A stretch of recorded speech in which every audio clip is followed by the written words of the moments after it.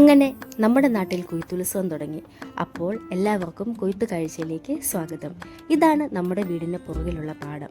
ഇവിടെ നിന്നാണ് ഇന്നത്തെ വീട്. ഹലോ ഗായ്സ്, ഇന്ന് ഞാൻ ഈ നട്ടാക്കുടുക്കാത്ത വെയിലത്ത് നിൽക്കുന്നത് എന്താണെന്നറിയോ?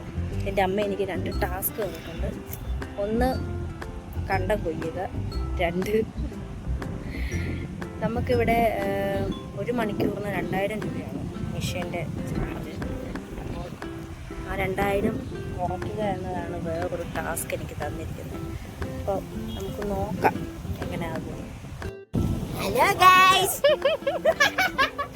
ചേച്ചിയുടെ അമ്മ ചേച്ചിക്ക് ടാസ്ക് കൊടുത്തിരിക്കുന്ന ഒരു വീഡിയോ എടുക്കാൻ. ചേച്ചി വീഡിയോ എടുക്കാൻ കണ്ടം കഴിയാൻ ചേച്ചി അതിന് ടാസ്ക് കംപ്ലീറ്റ് ആക്കുവാണ്. കുഴിമന്തി കാണിച്ചു കൊടുക്കാന്ന് പറഞ്ഞ് ടാസ്ക് കംപ്ലീറ്റ് ആക്കുവോ എനിക്കറിയില്ല. വേറെ ഒരുത്തനുണ്ട്.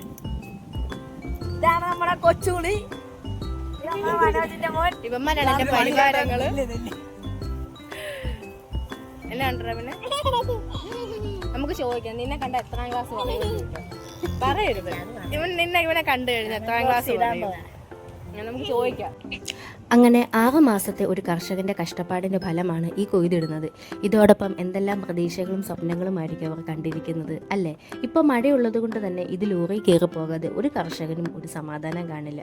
അടുത്തത് ഞങ്ങളുടെയാണോ എന്ന് പ്രകൃതി അറിഞ്ഞിട്ടാന്ന് തോന്നുന്നു. എങ്ങുമില്ലാത്തൊരു മഴ. അങ്ങനെ പെട്ടെന്ന് തന്നെ നെല്ലെല്ലാം മൂടിയിട്ട് ഒരു വീടിൻ്റെ താഴെ കയറി നിൽപ്പായി മഴ പോകുന്നത് നോക്കി. ഞാൻ വീഡിയോയുടെ ആദ്യം പറഞ്ഞില്ലേ, 1 മണിക്കൂറിന് 2000 രൂപയാണ് ചാർജ്. അത് കുറയ്ക്കുക എന്നതാണ് എൻ്റെ ടാസ്ക് എന്ന്. അത് ഞാൻ ചുമ്മാ പറഞ്ഞതല്ല കേട്ടോ.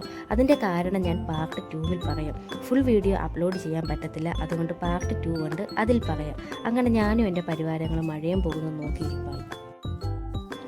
അങ്ങനെ മഴ ചെറുതായി ഒന്ന് മാറിയപ്പോൾ കൊയ്യാൻ വന്ന ചേട്ടന്മാരും ഹവന്മാരും കൂടി പിന്നെ മത്സരമായി. ആരാണ് കൂടുതൽ ദൂരം കല്ലെറിയുന്നത്? ആ ദൂരെ കാണുന്ന റെസ്റ്റോറൻറ്റ് നിങ്ങൾക്ക് മനസ്സിലായോ ഒന്ന് കമൻറ്റ് ചെയ്യണേ എൻ്റെ പേര്. അപ്പോൾ ഇത്രയേ ഉള്ളൂ ഇന്നത്തെ വീഡിയോ നിങ്ങൾക്ക് ഇഷ്ടപ്പെട്ടെങ്കിൽ പ്ലീസ് സപ്പോർട്ട്. ഇനി പാർട്ട് 2 ആയിട്ട് കാണുന്നത് വരയ്ക്കും എന്ന് നിങ്ങളുടെ സ്വന്തം കുട്ടനാട്ടുകാരി.